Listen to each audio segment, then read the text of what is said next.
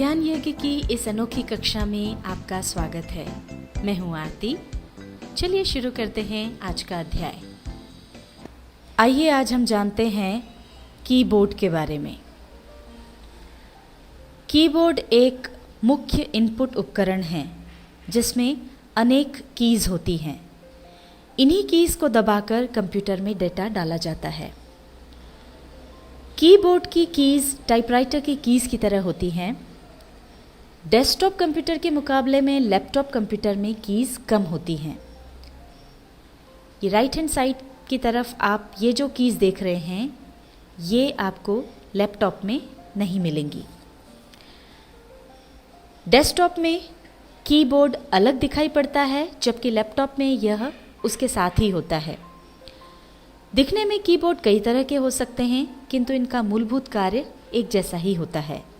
Keyboard का मुख्य भाग अक्षर तथा अंकों यानी अल्फ़ाबेट्स और नंबर से बना होता है।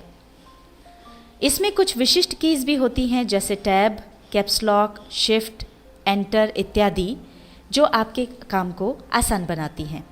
आइए अब इन कीज का उपयोग सीखते हैं। आइए सबसे पहले सीखते हैं स्केप की का उपयोग। स्केप की आपके कीबोर्ड पर लेफ्ट हैंड साइड में सबसे ऊपर पहली की होती है। इसका उपयोग प्रायः किसी टास्क को कैंसिल करने के लिए किया जाता है। आइए देखते हैं वो हम किस तरह से कर सकते हैं। मान लीजिए आपने स्टार्ट मेन्यू खोला हुआ है पर इसमें से अब आपको कोई प्रोग्राम नहीं चाहिए और आप इसे कैंसिल करना चाहते हैं, तो उसके लिए आप अपने कीबोर्ड पर स्केप की को प्रेस कर दें और ये चला जाएगा। या कभी गलती से राइट क्लिक हो गया है और पॉपअप मेन्यू सामने आ गया है और आप इसे कैंसिल करना चाहते हैं तो आप स्केप की को प्रेस कर दीजिए और ये पॉपअप मेन्यू चला जाएगा। स्केप की सीखने के बाद tab, caps lock, shift, enter इत्यादि कीज़ का प्रयोग हम सीखते हैं। इनका प्रयोग प्रायः टाइपिंग के दौरान होता है और उसके लिए हम पहले एक प्रोग्राम जिसका नाम है नोटपैड ओपन कर लेते हैं। नोटपैड ओपन करने के लिए आप स्टार्ट पर जाकर क्लिक करें और यहाँ से आप जाएं ऑल प्रोग्राम पर। ऑल प्रोग्राम में आप एक्सेसरीज़ में जाएं और एक्सेसरीज़ से ये देखिए यहाँ पर नोटपैड है, इसको क्लिक करें। ये नोटपैड ओपन हो गया है। यहाँ पर अब हम हमारा टाइपिंग का काम कर सकते हैं और अपनी इन कीज़ की प्रैक्टिस के लिए हम एक सेंटेंस टाइप कर लेते हैं। Ram is a good boy. आपके अल्फ़ाबेट्स वाली जो कीज़ हैं उनकी मदद से हमने Ram is a good boy ये सेंटेंस टाइप कर लिया। अब आप यहाँ पर देख रहे हैं कि आपके सेंटेंस के अंत में एक खड़ी लाइन है जो ब्लिंक कर रही है। इसे हम कहते हैं कर्सर। अब अगर आप नया वाक्य लिखना चाहते हैं, इसमें आगे Shyam is a good boy लिखना चाहते हैं और अगली लाइन पर आना चाह रहे हैं, तो उसके लिए आप ये जो एंटर की है अपने कीबोर्ड पर इसको प्रेस कर दें। ये देखिए जैसे ही हमने कीबोर्ड पर एंटर प्रेस किया कर्सर हमारा अगली लाइन में आ गया। एक बात आपको बता दें, आपके कीबोर्ड पर आपको एंटर की दो जगह मिलती है, एक तो यहाँ पर और एक राइट हैंड साइड पर नीचे कॉर्नर में भी एंटर की होती है। दोनों में से कोई सी भी की आप दबाएंगे तो वो अपना काम कर देगी। अब हम अगली लाइन से अपना अगला सेंटेंस लिखना चाहते हैं, Shyam is a good boy. अब हमने लिखा श्याम। अब आप एक बात का ध्यान रखें कि अगर आप बिना स्पेस दिए लिखते जाएंगे तो ये पूरा एक साथ लिखा जाएगा। ऊपर जो आपको स्पेस नज़र आ रहा है वो नहीं आएगा। इसके लिए हमें हर वर्ड के बाद स्पेस देना होगा। स्पेस देने के लिए आपके कीबोर्ड पर सबसे लंबी जो की होती है इसे हम कहते हैं स्पेस बार, वो आपको दबाना होगा। जैसे ही हमने स्पेस बार दबाया देखिए यहाँ पर स्पेस आ गया। अब हमने लिखा हमारा अगला वर्ड इज़, फिर हमने स्पेस दिया, फिर लिखा अ, स्पेस दिया गुड, स्पेस दिया बॉय और ये हमारा सेंटेंस लिखा गया। स्पेस बार प्रेस करने पर वो एक लेटर की जगह छोड़ता है। और आपको जितनी बार वो जगह छोड़नी है उतनी बार आपको स्पेस बार प्रेस करना होता है। पर मान लीजिए कभी ऐसी ज़रूरत हो कि आपको ज़्यादा जगह छोड़ने की ज़रूरत हो। उदाहरण के लिए आप सेंटेंस लिखने की बजाय केवल कुछ वर्ड्स लिखना चाहते हैं, वो भी ज़्यादा जगह छोड़कर। हम उसका उदाहरण देख लेते हैं। एंटर दबाकर हम अगली लाइन में आ गए और अब हम वर्ब के फॉर्म्स लिखना चाहते हैं। मान लीजिए हम लिखना चाहते हैं गो, वेंट, गॉन। पहले हमने लिखा गो और अब हमें ज़्यादा जगह छोड़ करके यहाँ पर लिखना है वेंट। तो अगर आप यहाँ तक आना चाहते हैं तो या तो आप स्पेस बार दबाते जाएं और फिर यहाँ पर आएं, और अगर आप ऐसा नहीं करना चाहते हैं तो इसके लिए आप जाएं टैब की पर और उसे प्रेस कर दें। ये देखिए एक बार में ही आपका कर्सर इतनी जगह छोड़कर यहाँ आ गया। अब यहाँ पर आप टाइप कर दें वेंट। अब आप फिर इतनी ही जगह छोड़ना चाहते हैं तो फिर टैब पर जाकर उसे प्रेस करें और फिर टाइप कर दें गॉन।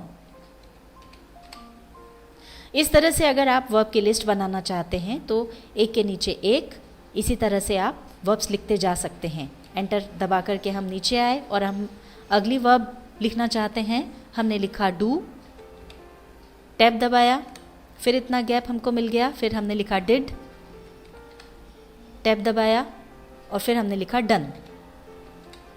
ये देखिए टैब दबाने से आपको इतना लंबा स्पेस मिल जाता है। आइए अब सीखते हैं कैप्स लॉक का प्रयोग।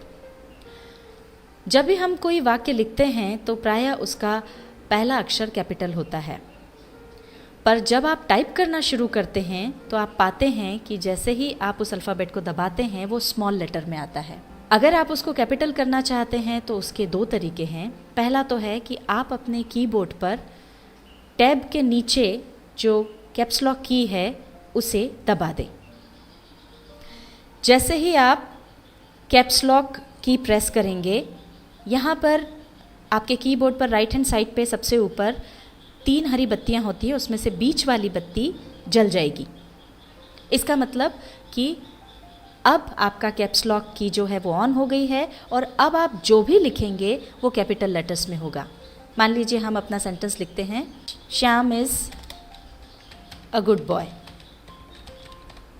अब देखिए यहाँ पर आप देख रहे हैं कि आपने जो भी लिखा वो पूरा कैपिटल लेटर्स में आया है। जब तक आपकी कैप्स लॉक की ऑन रहेगी तब तक जब भी आप टाइप करेंगे वो कैपिटल लेटर में ही लिखाएगा। काम होने के बाद आप कैप्स लॉक की को ऑफ करना न भूलें। उसके लिए वापस उसे एक बार आप प्रेस कर दें, कैप्स लॉक की आपकी ऑफ हो जाएगी और इंश्योर करने के लिए आप देखें कि आपकी जो हरी बत्ती जो जली थी वो बुझ जाएगी। प्रायः होता यह है कि सेंटेंस लिखते समय हमें केवल पहला लेटर कैपिटल चाहिए होता है और बाकी सारे लेटर्स हमको स्मॉल चाहिए होते हैं। ऐसे में आप शिफ्ट दबाकर अगर उस अल्फ़ाबेट को, यहाँ पर आपको नज़र आ रहा है कैप्स लॉक के नीचे शिफ्ट है, शिफ्ट को दबाकर आप रखें और फिर एस अगर आपको लिखना है तो फिर आप एस को प्रेस करें तो ये आपका एस कैपिटल आ गया। और उसके बाद आप शिफ्ट छोड़ दें और बाकी आपको जो लेटर्स टाइप करना है वो नॉर्मली आप प्रेस करते जाएं तो आपका बाकी सारे लेटर्स स्मॉल आएंगे। आइए अब शिफ्ट की का दूसरा प्रयोग सीखते हैं। आप अपने कीबोर्ड पर देखिए सबसे ऊपर वाली जो कीज़ हैं इनके नीचे जो हैं जिस पे नंबर्स लिखे हैं, अपने कीबोर्ड पर आप देखेंगे कि इन नंबर्स के ऊपर भी कुछ साइन हैं। अगर आपको इन नंबर्स का प्रयोग करना है तो आप सीधे उस की को प्रेस कीजिए और वो नंबर आ जाएगा। अगर आप 5 चाहते हैं तो 5 को प्रेस कीजिए, 6 चाहते हैं तो उस की को प्रेस कर दीजिए, ये नंबर आ रहे हैं। पर अगर आप इसके ऊपर जो साइन छपे हुए हैं उनका प्रयोग करना चाहते हैं तो उसके लिए आपको पहले शिफ्ट दबाना होगा।